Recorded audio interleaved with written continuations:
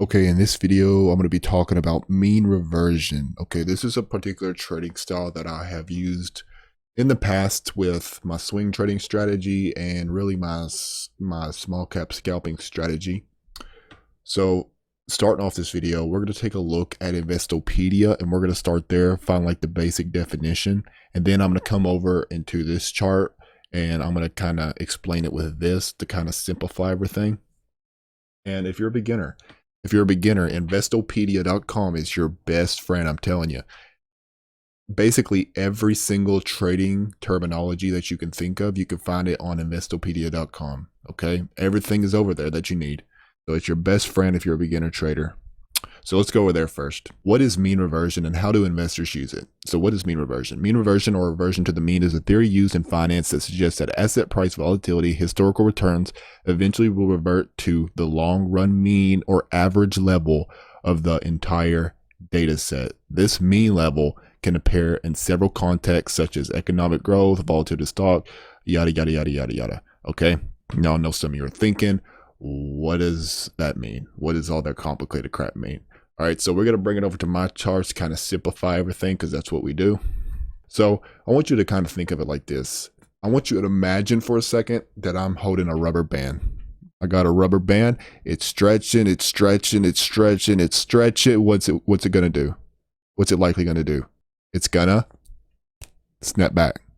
It's gonna snap back. Okay, that rubber band, when stretched really far, it snaps back.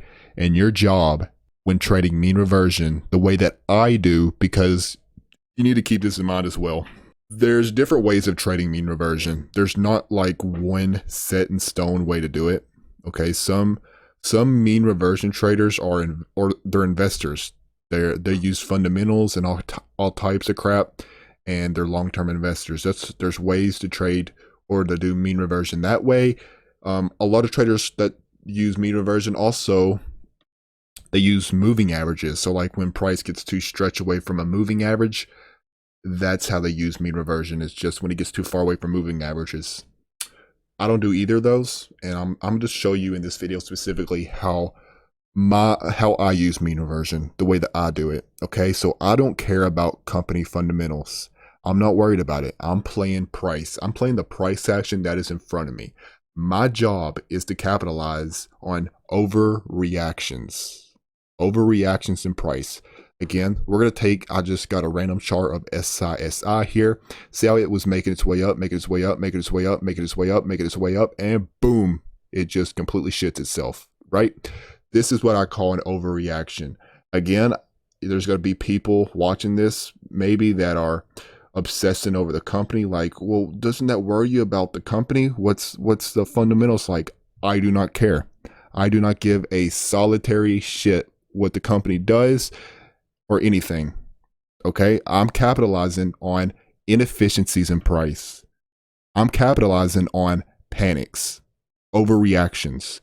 That is where my money is made. I've made a lot of money capitalizing on that panic.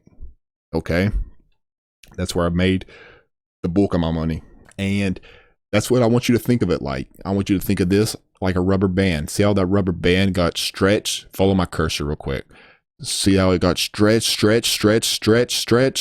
and boom, it pops back. There's a pop back. That's the opportunity to make money on the pop back.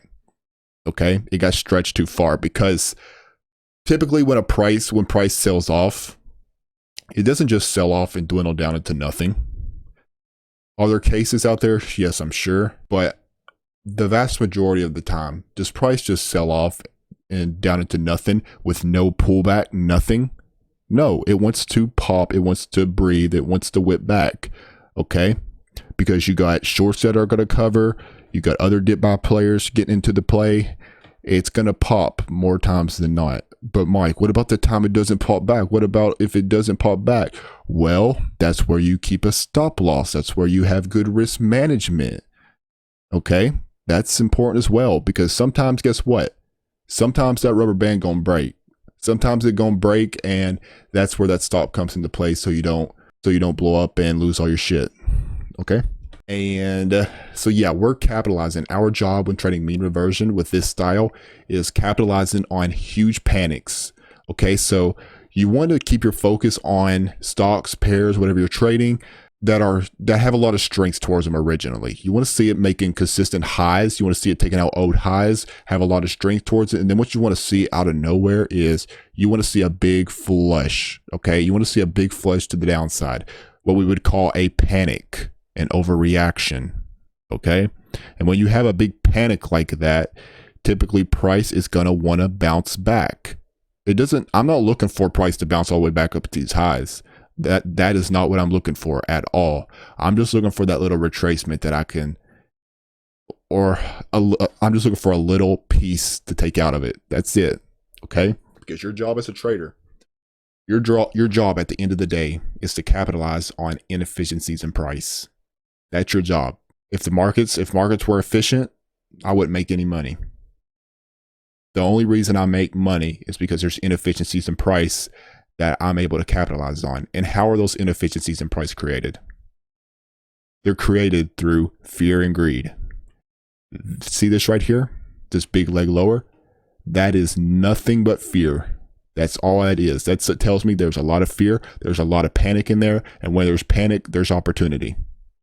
Where there's panic, there's opportunity. Because there's an overreaction when investors are panicking. And guess what that allows you to do? That allows you to pick up a short-term bargain. Okay, notice I put the emphasis on short-term because, again, remember, I'm not a long-term investor. I don't care about the company's fundamentals. I'm a trader. I'm a short-term trader. I'm looking for short-term retracements, short-term inefficiencies in price. That's it. Simple as that. That's what I'm capitalized on. Okay, and some of you might be thinking, okay, all this is great, Mike, but how do we know when it's going to bounce?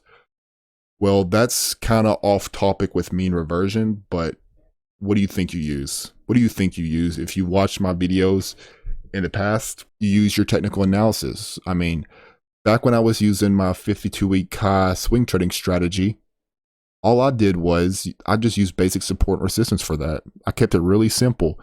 Just use like basic support and resistance. And I was able to capitalize on, or I was able to make a lot of money just by doing that. Or if you like SMC, like I know a lot of you that follow me use SMC, a really good way to do this now is by the use of fair value gaps. I want you to just take that, go into your own charts with your fair value gaps. How do you think you would use fair value gaps with this strategy? Okay, it's pretty straightforward, pretty straight cut if you really think about it. Because remember, what are fair value gaps? They're draws on liquidity. That's really helpful information whenever we're talking about mean reversion, because where does price want to revert back to? The inefficiency in price. Think about it. But that's basically what it is, okay? That's how I use it. Again, there's different ways of using mean reversion. But in the simplest way possible, we're capitalizing on short-term overreactions in price. Because price gets stretched too far, it's typically not going to sell off down into nothing. It's going to want to bounce. It's going to want to breathe. Your job is to capitalize on that bounce higher. And we do it by using basic support and resistance, SMC, to nail down the entries. And as for PT, same deal. You sell into the next level of resistance, that next fair value gap, whatever you use. Okay. So hopefully you found this useful, and I'll catch you later.